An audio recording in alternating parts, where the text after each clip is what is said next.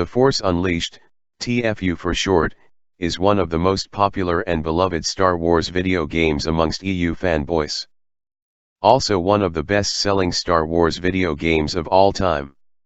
Upon further examination, this game is in reality canon-breaking trash. Not that it was ever canon in the first place. Now don't get me wrong. From a gameplay standpoint, this game is an amazing power fantasy. Being able to use the Force in ways like this against stormtroopers is any fanboy's dream. The Force Unleashed gets the Star Wars setting and feel right, unlike the trash prequel movies. But from a story, character, and lore perspective, this game is trash that doesn't fit in the Star Wars universe. The idea of Vader having a secret apprentice is an interesting concept on paper. But Sith constantly breaking the rule of two for some dumb reason is another reason why the EU sucks balls and was an inconsistent mess. The character of Starkiller is another problem with this trash game. This edgy teenage boy who comes the F out of nowhere is suddenly one of the most powerful Force users in Star Wars. Starkiller, plain and simple, is a textbook example of a Gary Stu character. He can rip Star Destroyers out of the sky, grab TIE fighters in mid-flight, complete and utterly wreck Jedi Masters. He even defeats Darth Vader and the Emperor. Starkiller defeating Darth Vader makes Luke Skywalker's victory meaningless in Return of the Jedi. No one should be able to defeat Vader except Luke until Return of the Jedi. Furthermore, the idea of Starkiller being more powerful than Darth Vader contradicts the idea that Vader is supposed to be the most powerful Force sensitive in Star Wars.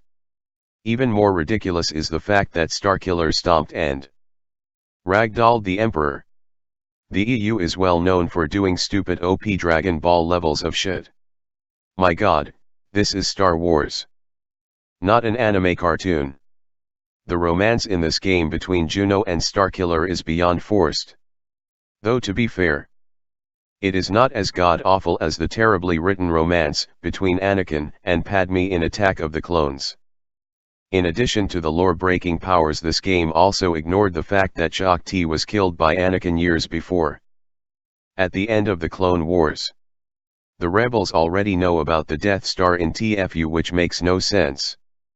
The idea of the rebellion being established 2 years before the original trilogy makes no sense either.